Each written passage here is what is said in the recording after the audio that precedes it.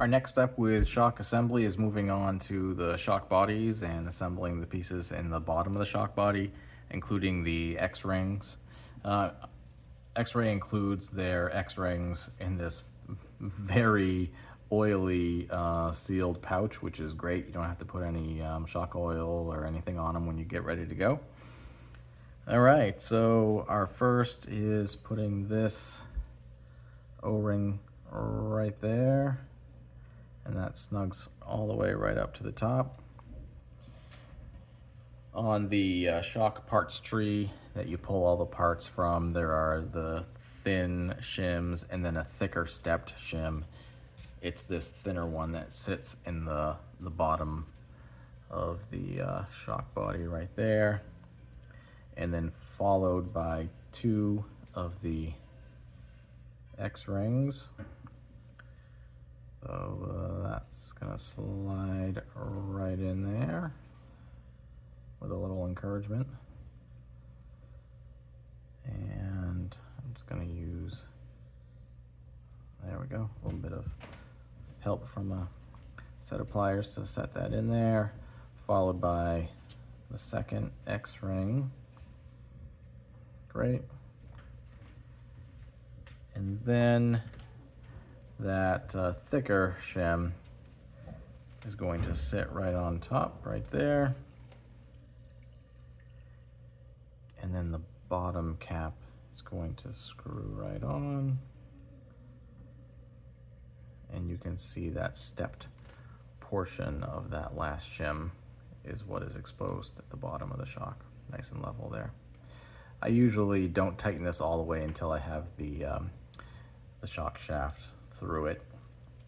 So that's what that looks like. I'm gonna go ahead and do the other three, and then we'll come back. Okay, we have all of the bottoms of the shock bodies assembled, and next we're going to be putting the shock shaft with the installed piston through. Obviously, when you're assembling those, you're gonna make sure that the shorter shock shafts go in the shorter front shock bodies, and the longer shock shafts go in the longer shock shaft bodies. And I use associated slime on the threads of the shock shaft, just a little slight coating there. Try to protect those X-rings as long as you can to prevent leaking. All right, that is a shorter shock shaft, and that is a front shock body. And again, I make sure that the cap on the bottom is a little bit loose so that there's a little less pressure on those X-rings that might, kind of push them together.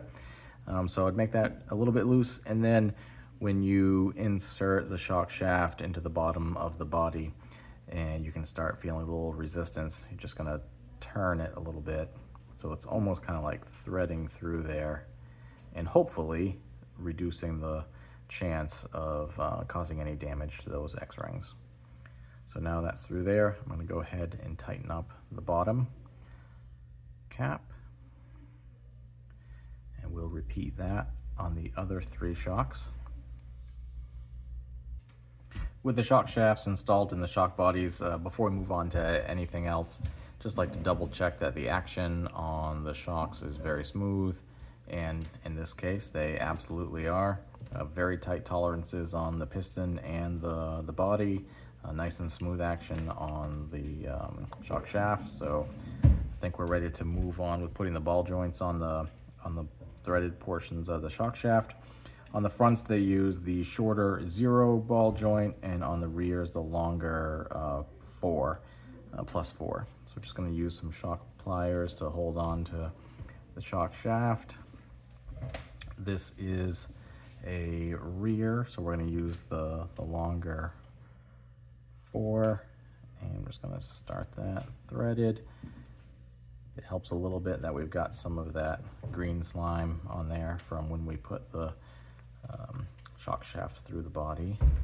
So we're gonna screw that on just like that.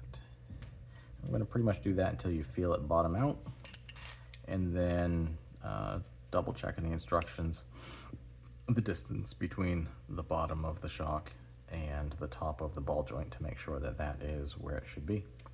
We'll go ahead and do that with the other shocks, And then we'll move on. Again, the fronts have the 0 ball joints and the rears have the +4s.